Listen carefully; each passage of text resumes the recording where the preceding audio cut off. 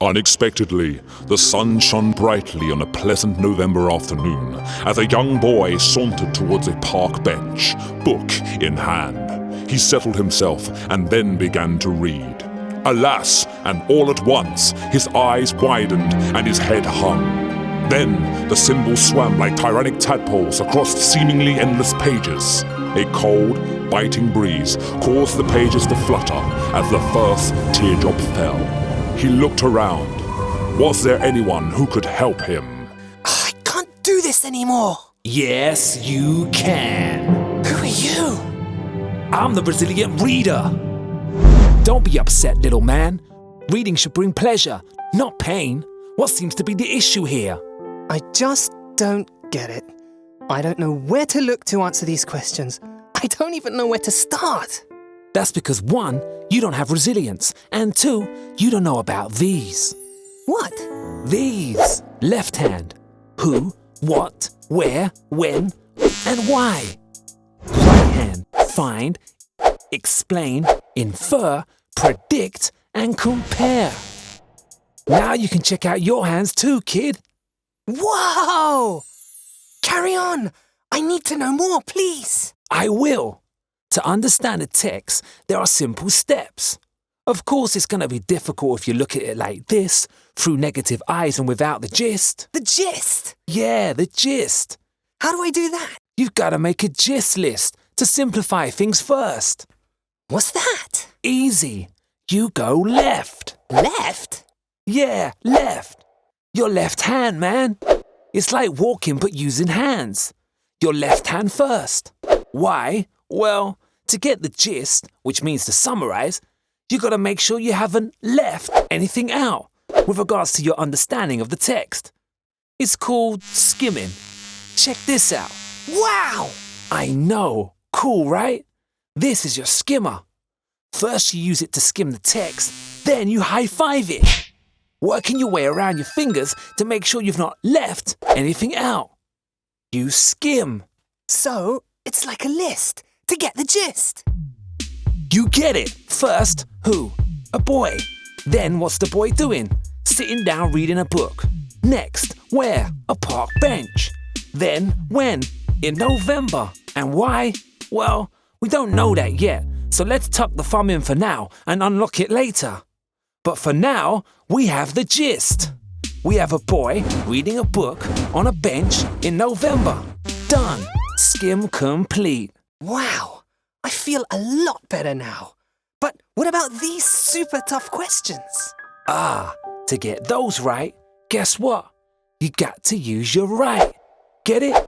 Just remember, use your right to get it right. You're right. I know.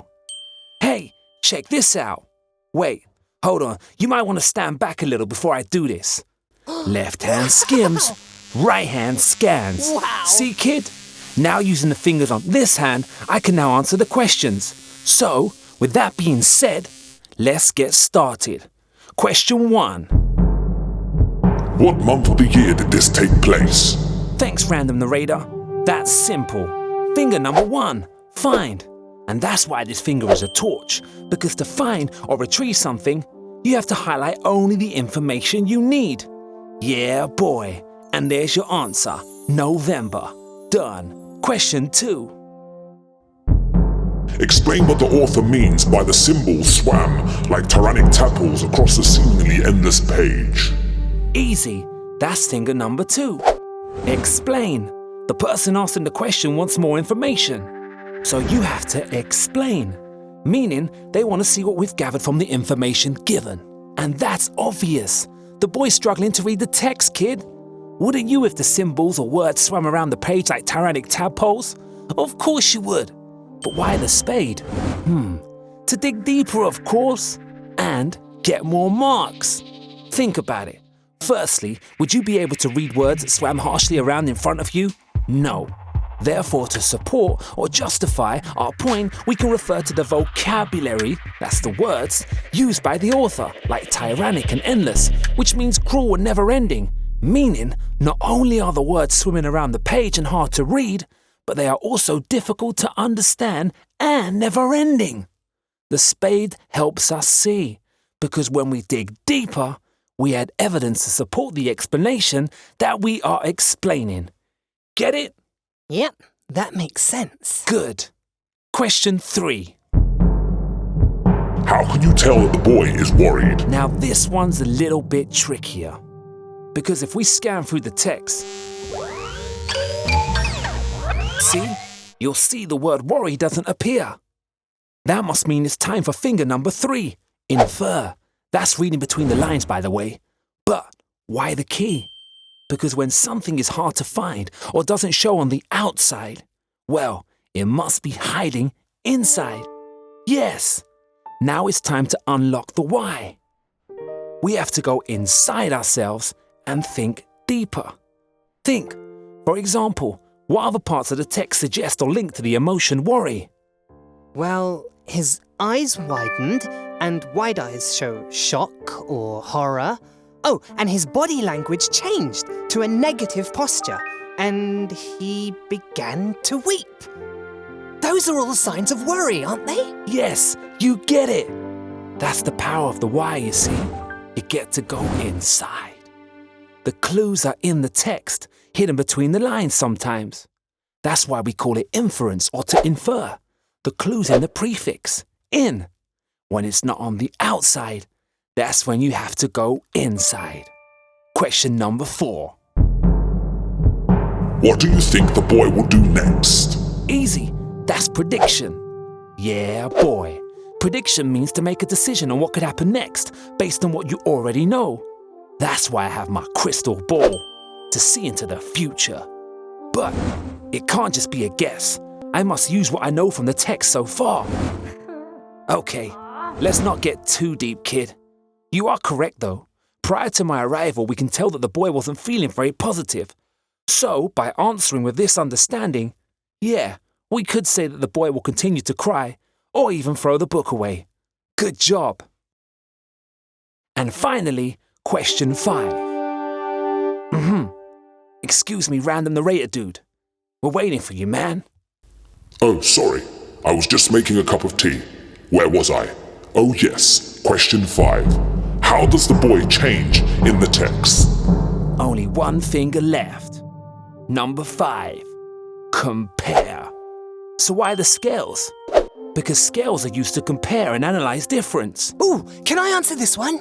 Be my guest. Well, before reading the book, I was happy. My cheeks full, and I was ready to relax and read.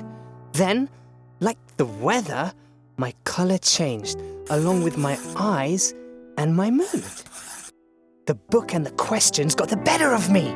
Was that right? You used your right. So of course, you are right.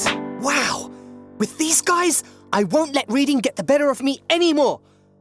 Promise. How can it? See, it's easy. Just follow the simple steps, kid. You have to be resilient, skim and high-five the text to make sure you've not left anything out. And then to get it right, you've got to use your right and scan. That's all you've got to do. Thanks, resilient reader. I wish I could be more like you. Kid, I am you. What do you mean you are me?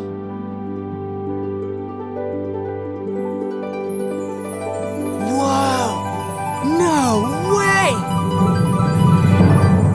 Resilient Reader forever! Yeah, boy.